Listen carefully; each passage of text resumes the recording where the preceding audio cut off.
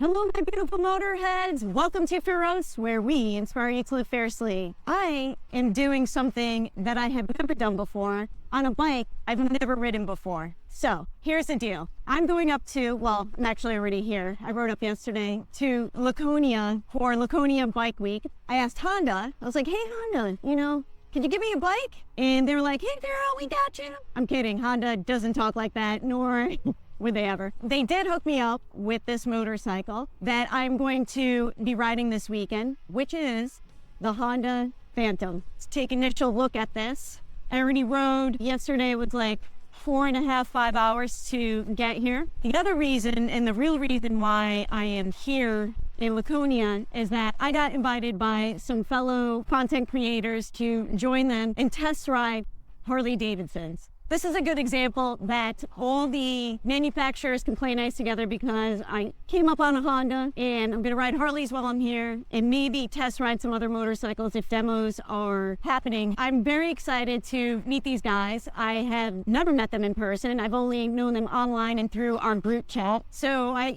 always talk about, like, how do you find people to ride with? In this scenario, I met these people through social media. We connected and started following each other and supporting each other on YouTube. So it's cool to finally meet these guys in person and see what they're like, see how they ride, and see what bikes they're on, and get inducted into the Harley lifestyle, because I am the only person that will not be riding a Harley. I've never really been interested in going to Laconia, and it's no shade on the event. It's just that it just wasn't on my scope. I come from a sport bike background, and every weekend that Laconia was happening when I was racing, I was at Loudon racing, so there wasn't time to go check out Laconia and see what the vibe was there. Fast forward, and now I'm not racing anymore. And since the majority of people in the US ride cruisers, I thought it was a good point, in doing this podcast, to just kind of start delving into what the cruiser lifestyle is like and why they're attractive to people, because I just have never been drawn to riding a cruiser. And I will give my thoughts over the weekend of what I feel that's like,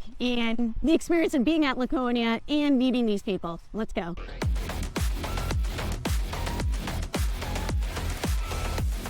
I just got back to the hotel, and I wanted to share my thoughts about day one while it's fresh in my mind. I had some technical difficulties today. Number one is I was supposed to meet the guys for 10 a.m. for breakfast, and I ended up getting stopped in the lobby, chatting with a couple people, then chatting with some people out here. Next thing I know, it's like 10:20, and I was supposed to be there for 10 o'clock.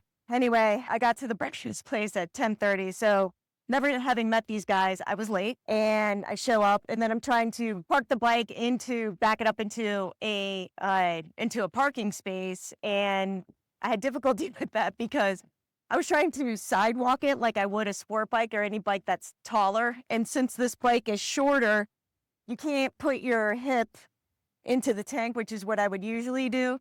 And then I realized that the best way to do it, because I can actually flat foot this bike, is to actually sit on it and back it up. I know, details, but these kind of things take a little bit to figure out when you are riding a brand new bike and test riding it. So had the Honda Shadow, second day on it. I think it was a great choice for this trip for a lot of reasons. It's really good at low speeds. It has low RPMs, and it just wants to chug along. So it's really good when you are sitting in traffic, which ends up that there's actually a lot of traffic around. So anyhow, I met the boys for breakfast, and despite being late, as they say, when you break bread together, it makes everybody okay. So it was really nice to meet all the guys.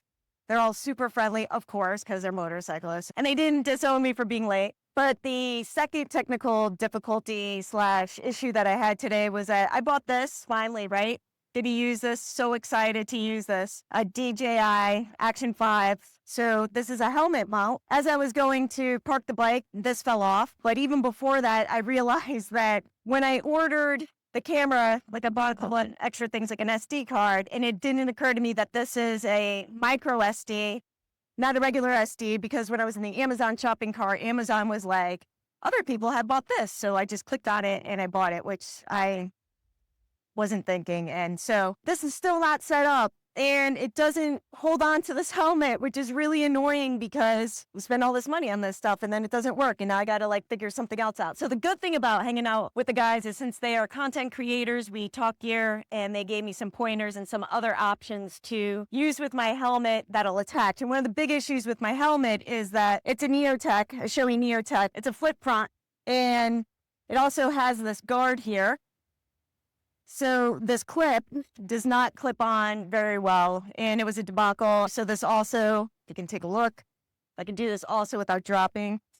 Doesn't clip on here. Doesn't work. And the reason why I bought this is that I have a few different helmets, so I just wanted to buy one thing to put on all the helmets. And what I realize now is that I'm going to have to individualize every helmet. So there you have it. Because when I saw this drop, I almost started crying. Not really, but you get my drift.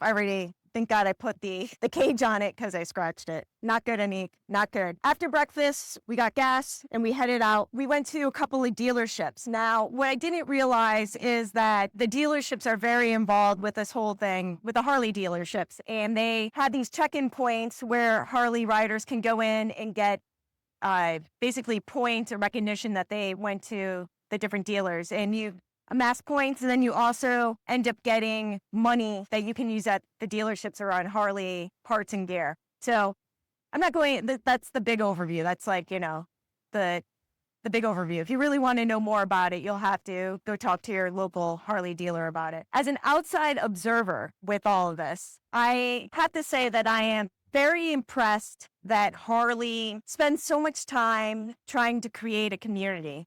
And it makes sense. Now it's making more sense, like why people are such diehard Harley fans, because it's really not just about the bikes. It's a lot about what kind of culture is surrounding your local dealership or even the dealer network. It doesn't matter if you are traveling across the US or even the world, you can go to dealers and get support, which is always a nice thing. Now, the Asian manufacturers and the European manufacturers, I wouldn't say that there's that kind of tight-knit, I was going to say cult. It's not a cult, like tight-knit loyalty. And not to say that, if you ever have gone to like a Ducati event or one of the BMW rallies, like obviously around any marker brand, there's a lot of pride and connection. I just haven't seen it on this level with the Harley dealers. And I think that really, once you have loyalty with your customer, and you know that if you're traveling wherever you are in the US and you need to go to the bathroom or you want a drink, you could just go to the Harley dealership, stop in and hang out and get refreshed. And, that kind of stuff is for free. That's a pretty nice thing. And I can see why people like it. The other nice thing about the gentleman that I am traveling with is that they are very into their Harleys and very knowledgeable about the different Harley models. So it was fun to like pick their brains a little bit and get some backgrounds about what they thought about different models and also the bikes that we will be riding tomorrow. At the different dealers, they also have some vendors set up. So it's always fun to like just see what they're selling, and the culture there. The people watching is phenomenal. That was really great. I could have done with a little bit without the traffic, but it's kind of unavoidable whenever you go to these kind of events that there's going to be traffic around. It was mostly that we have gone from about 60-degree rainy weather this whole season to all of a sudden today it was in the 90s and humid. When you're in traffic like that and you wear full gear, it can be very hot. So reminding yourself to hydrate, because these are the kind of situations where you start to be out for so long and you're like, oh, I'm not taking any bathroom breaks, which is kind of a nice thing because you just want to keep riding. But then you realize like, oh, that's not a good thing because that means I'm not hydrating. So always remember, hydrate. That means you need to make more stops, do it. I just have to remind everybody about it because when I say it out loud, I am also reminding myself. So that's day one. Day two, we're going to meet early. It's going to be a very long day. We are probably going to climb Mount Washington, depending on the weather. The guys really want to do that, so I think that'll be fun. I've done it in a car and on a four-wheeler. It'll be fun to add the motorcycle to the list with that. Then after that, I'll just have to take the train up there. And then in the evening, we're going to get the Harley-Davidsons and test ride those. So it's going to be a very long day, like I said. And I'm hoping that we go on some roads where there's just less people. I'm also testing new gear as well. So I've got new pants on and some new boots and actually new gloves. The gloves are destroying my hands a little bit, but I'm probably going to switch to my old gloves for tomorrow. And that is think that's a good synopsis. I was going to try to go out and get an SD card and see if I could like figure out the whole helmet thing, but it's late.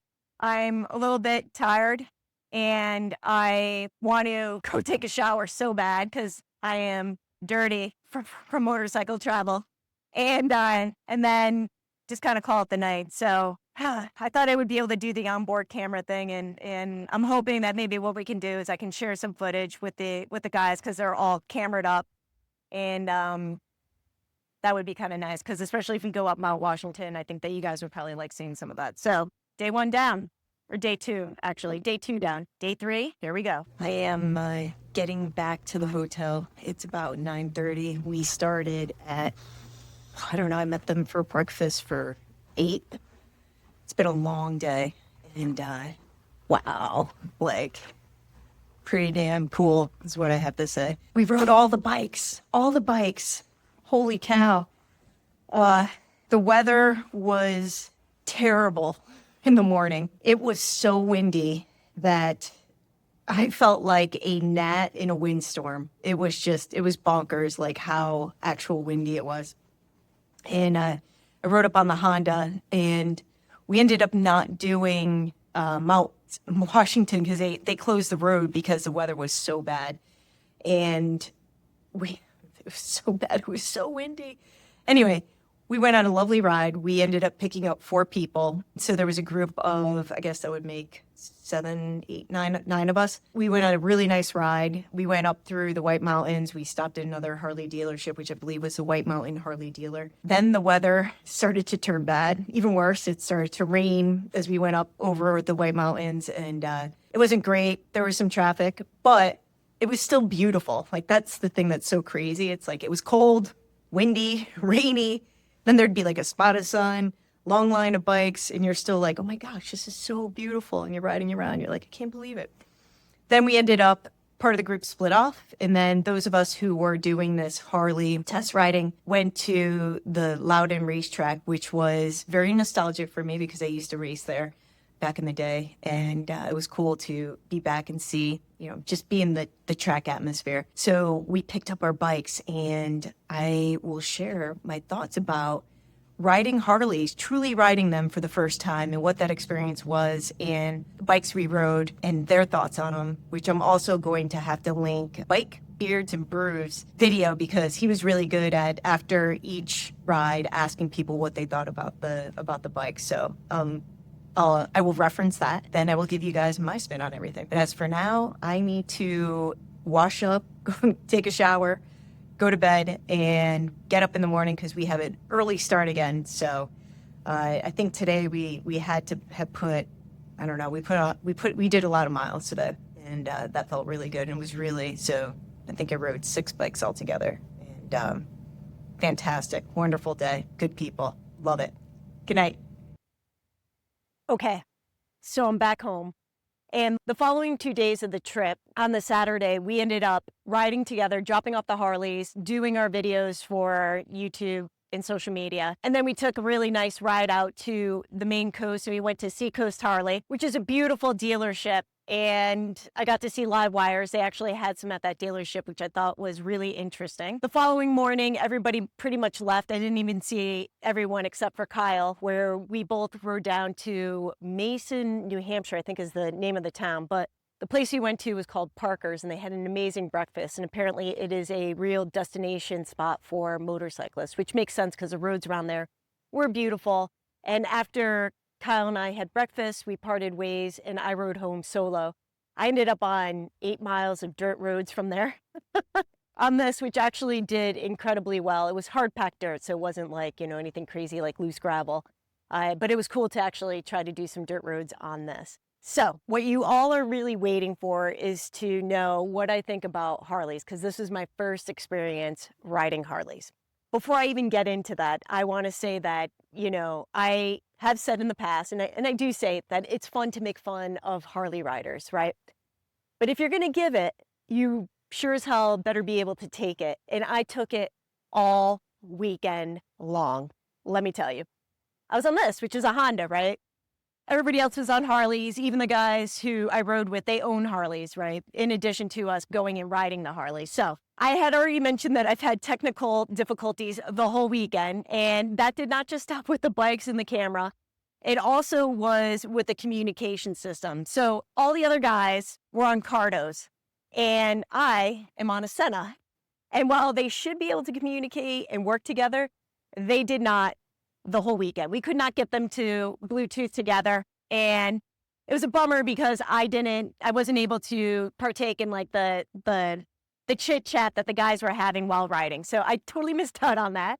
And they also loved making fun of me. And they said that I was incredibly poor because I could not afford a Cardo. So totally all in good fun. But getting back to like being able to take it, I would show up. So here I am on the back of the pack by myself on the smallest bike on a Honda, with no communication, just singing in my helmet as they all were together. Every time that we showed up at a dealership, people would be like, oh, you can park over there. I can't tell you how many people were like, when are you going to get a real bike? Or we have great deals on financing.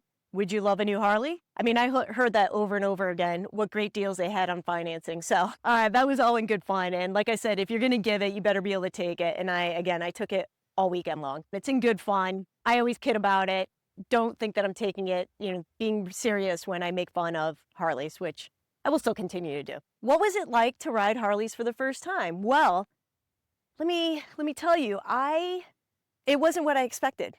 And of course I had preconceived ideas, right? We all do, like going into riding something new. And what I thought was that they were going to be incredibly difficult to ride because they're so big and heavy. Like this motorcycle, which is relatively heavy, but very low to the ground, right? Low center of gravity. So it's still easy to maneuver. So I thought that the Harleys were going to be really hard to ride. And I was really surprised that 4 out of the 5 of them were not hard to ride. And I'm going to go into what my thoughts were about each of the models that I rode. In general, I will say this, that the Harleys exceeded my expectations in the fit and finish and the maneuverability of the motorcycles. So that was really great. And as I previously mentioned on the other days was that the community just can't be beat. I mean, Harley has it down. The community's tight. People who ride Harleys are totally pro Harley and, very brand loyal. So it was really interesting to see all that and to experience it firsthand. Of course, all the people at the dealerships were super nice and accommodating. But getting back to the bikes, again, what I was and it's starting to rain again. Like I just cannot get away from the rain. When I rode home in hours of rain. I mean, I have no words for this season. Anyway, my other thoughts about riding the Harleys, I will say this. One of the things that they definitely need to work on are their kickstands because they don't work that well. They are not confidence inspiring. And when you are on a 600-pound bike and you are just hoping that you have the kickstand out all the way and that I don't drop a very expensive motorcycle in front of a crowd of people, I think that they could work a little bit on their kickstand engineering. That being said, let's dive into each model that I rode. And I'm just going to do a short synopsis because I'm going to save for other videos outside of the podcast on my reviews, which I typically do just on YouTube and on Instagram. I think it's hard to do a full review of a motorcycle on audio, but I'm going to try my best. The first bike that they decided to put me on was the Pan America ST, which is the 1250. And I took one look at that motorcycle and I was concerned because it looks extremely tall and I'm a shorter rider. I was a little like, oh man, how's this gonna go? But it made sense that they wanted to put me on the ST because it is the closest to what I'm used to riding, which is sport bikes and adventure tours. That's what I just have the most experience on. And it would be like a good gateway. I keep calling it the gateway motorcycle because I'm gonna tell you that it is an excellent choice for anyone who is moving from metric motorcycles or sport bikes or sport touring and want to get into Harley. I wasn't sure what I was going to think about this bike. And one of the things that it has, this feature, it's called the adaptive ride height. So when you start the bike up, it actually lowers 3 inches. And when it comes to a stop, it also lowers. Now, what would be really cool is if before you started the bike, it actually was lowered. Now, the technology has not gotten there yet, but I'll say that the engineering for this, if this is where things are going, was fantastic, or is fantastic. I was truly impressed with this motorcycle. It was incredibly nimble. As a 1250, it absolutely has enough power. One of the things that you just need to be aware of, there were two things that were notable, was that the clutch is extremely long and it takes a while for it to engage. So even though I was able, there was the knob to be able to adjust the levers a little bit, it still wasn't quite big enough or short enough for my hands. Not a big deal. This is like typical of most motorcycles, but you really have to let the clutch out almost all the way before it engages. So you just have to be really smooth on your throttle. The other thing that I noted was that the peg stance is that the pegs are actually far back and up. So it's much more of an aggressive sport bike peg style. And I think that if there are taller riders that, taller riders in general just might not like that for a long trip. You probably will want to drop the pegs down and maybe forward a little bit. I'm sure there's options on the market for that. But in general, I couldn't believe how nimble and light that bike felt. And coming off of the cruiser, having ridden it, it was really nice to feel so high up riding. And then I felt like I had a really nice view of the road. And again, it was super nimble, great power and acceleration. Braking, of course, was wonderful. Overall, it was an amazing motorcycle. All the guys agreed, everybody who rode that bike agreed that it was one of their top choices. And I'm going to put links to this again, is that Bikes, Beers, and Brews, he has a whole series where he breaks out each of the motorcycles and he captured what we thought about the bikes after we rode them. So check out that, and you'll also see me riding, which you've never seen because I have not figured out how to do the mounted camera yet, which is obviously now that I'm back, I'm going to figure it out. Pan Am ST. Moving on from there, I got onto the Breakout. Now, I didn't know much about this motorcycle in general. It was going to be really my true first experience on a cruiser type motorcycle. It's much more of a beach cruiser in that the bars are wide, swept back, and the foot pegs are high and up towards the front. Very low seat. I did not like this motorcycle at all. All the other guys loved this motorcycle. And I'm going to tell you what it was for me, the experience, and why it's important to ride your own or test ride a motorcycle before you buy it, because it is such a different experience for each person who rides it. The reason why I did not take to this bike is that physically I was not comfortable on it at all. Because the bars were so wide, my arms were out like this, and the foot pegs were so wide, and the cases on the bike, the engine cases, were also really wide. So it forced your legs out. So I was basically in this awkward starfish position. In addition to that, where the sweep of the seat was, I had to sit where the tank and the seat meet. And I could not move my hiney to be in the divot, which meant I was riding up here, which was extremely uncomfortable. And that bike has really great power, but it needs a lot of finesse. And what ended up happening was that because I was in an awkward power, I was riding the bike herky-jerky in that I couldn't, I'd move back and then my hand would move back. And so therefore, I would give the bike too much power and then I'd shut it off and try to. So for me, it was a real herky-jerky experience. Was just not that fun. I could not get comfortable on the motorcycle. It just did not fit me physically. The men loved it. They all thought that it was great. They really, a few of them said that they would love to have that as their second vehicle. And for me, it was a hard no. So I was a little worried going from that cruiser onto the next cruiser that I rode, which was the Fat Boy. Now, the Fat Boy has floorboards, which I, in my mind, had thought that they actually shifted, which I didn't realize. No, they're straight and don't do anything except hold your feet. Now, it's a funny thing to say because in my mind, where I make things so much more exciting and better design than things actually are, they are fixed. The floorboards don't do anything. I don't particularly like the way floorboards look. However, I became a complete convert after this experience because the floorboards allowed me to put my feet into a different position, which made me feel like I had a lot more control over the motorcycle. I came alive on this bike. The guys were like, that was weird. I mean, I was so comfortable. The body positioning for me, with the handlebars, with the seat position, with being able to move on the bike more with the floorboards and to shift comfortably, I became a totally different rider on this bike, especially coming from the Breakout. And I just felt like, wow, I get it now. I get the whole Harley thing. Now, the guys did not like this bike at all for one reason, which is completely justified in that it has an extremely fat front tire and a fat rear tire, hence the name Fat Boy. The bike does not want to turn very easily. It is not great for going in and out of switchbacks. I did not mind this because I come from difficult to ride motorcycles. Now, this is not a badge of honor. It's not like I'm like, oh, I know how to ride difficult bikes. No, I'm just used to a lot of models just not being able to turn in. So when you ride the Fat Boy, you have to set up for a turn, confidently enter the turn, because you do not want to mid-turn adjust your line. If you do, the motorcycle wants to stand up, and it's not confident inspiring, and it's not particularly fun. If you are not in it to win it, you're not going to have fun on that bike. I love the bike. I mean, I couldn't even believe how much I love that bike. And again, it had to do with the fact that I felt physically so comfortable on it, and those floorboards allowed me to just be able to move around and have control over the motorcycle, despite it not really wanting to turn that comfortably. So moving on from there, they put me on the Road Glide CVO. Now, this is the creme de la creme Cadillac of motorcycles.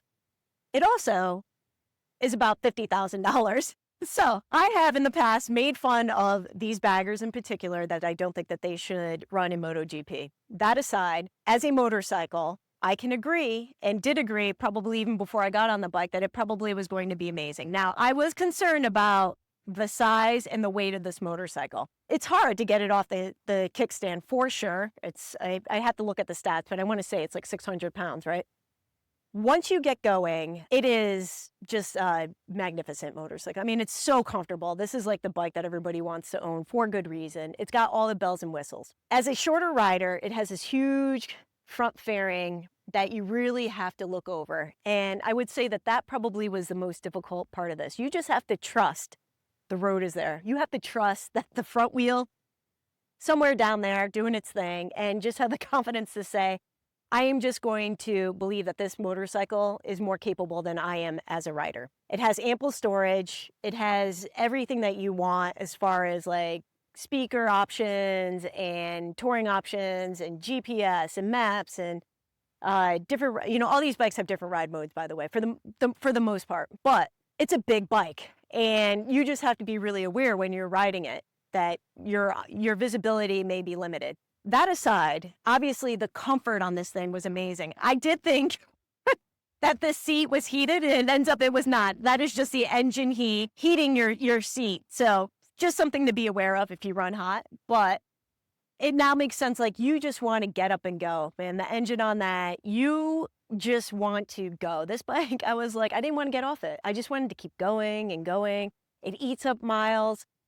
You could easily do a 500 to 1,000 mile day and not even be worried about it. That is an incredibly beautiful feature that I lack in almost all the motorcycles that I ride, because typically I am on things that are just not that comfortable for that many miles. So I get it. I get it. I totally get it with this bike. And that's all I need to say. I get it. The last motorcycle that I was on was a lowrider ST. Bike, Beards, and Brews. He called it the baby bagger, which I thought was really cute. I will say that this bike, out of all the 5 that we rode, I think that it had the most soul. And I will at some point, I need to do a video, an episode on if a bike has soul or doesn't have soul, because a lot of modern motorcycles don't typically have soul. This bike had ghost flames on it. It had more to me like what I would think of as like the traditional Harley look in general. It has bags, although they are clamshell, so they don't open up that well. So you have the bags, but I wouldn't say that they are super efficient in design. That aside, because I'm sure that you can get aftermarket bags and change that all up and get something that you perhaps would prefer. It definitely has that, this kind of positioning. And one thing that's a little bit odd, and the guys also complained about, is that the foot pegs are kind of up high in Ford. So it puts you in this kind of positioning, which is not the most comfortable. I think that it would definitely benefit from having the foot pegs lowered.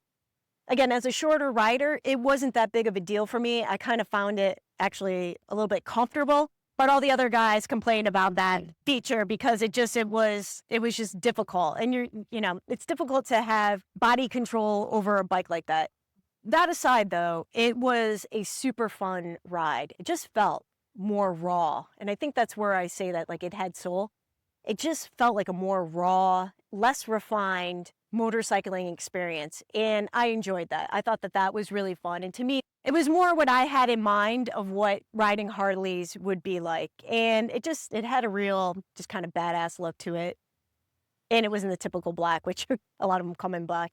So it was fun to see the other colors in the lineup. Harley does make nice colors, but most people tend to buy the black ones, or that's what I tend to see more of. So overall, it was an incredibly positive and fun experience, man. We had such a good time going out and swapping on the bike. So again, definitely check out Bike, Beards, and Brews videos, and also Minomoto, which I'm going to put the link to, both of those guys, because they were able to get more onboard camera shots and then to just also hear what other people have to say, because I am just one opinion in the world of motorcycles, and it's always good to see, especially if you can find a rider that is more your size, or that they perhaps ride the way you do, to get a great, idea or feedback on like what that motorcycle experience was. So major thank you to Harley for letting us do this. It was great. It was such a positive experience. And afterwards, the guys kept being like, what are you going to buy? What are you going to buy? What are you going to buy? And I don't know. I don't know what I'm going to buy. I don't know if I'm going to buy a Harley or not. I also want to thank Honda for letting me take this motorcycle up. I put over 1,500 miles on this bike this week. And the other question that people kept asking me was, what do you think about getting off a metric bike, the Honda, and getting onto the Harleys? And, I had a lot of time to ride, hours of riding, to think about that and think about what that experience was. I have to say that it's just different. And it's different in that this is a $10,000 motorcycle. The Harleys, every single one that I rode, started at $20,000 and went up from there, the CVO being over $50,000. So it's not fair to compare a $10,000 motorcycle to a $20,000 motorcycle. It just isn't. Obviously, there's going to be differences in the comfort level. There's going to be differences in the gadgets. This is very analog. The Harleys had a lot of digital displays and more bells and whistles. So the only way that I can kind of compare it is, would you be able to compare a Honda Civic to an Audi A4? Yes, they're both sedans, but they're completely different ride experiences. This motorcycle, the Honda Shadow Phantom, was excellent and super fun. It is definitely more of a weekender rider and a commuter than it is for a long distance. If I was going to do a long distance ride, like that was more of what I was doing, a fairing or partial fairing on this motorcycle would have been really nice. So coming off a metric to Harley, again, just two different things. Super happy. I now can check off that I've had the Harley experience. And, don't tell my metric friends, but I am looking forward to riding more Harleys and test riding them, because I did not get to ride a Heritage. At some point, I would be interested in riding a Livewire and seeing what that's like, but that's EV and a totally different genre as well. I don't necessarily think of that as being a Harley. So anyhow, if you like what you have heard, please like and subscribe. It's the free way to support the show, and we truly appreciate any support. Please comment below and let me know if you have any questions about the motorcycles that I rode, about the experience, about Laconia, about the gear I wore, anything. Let me know. And as always, ride smart. Ciao.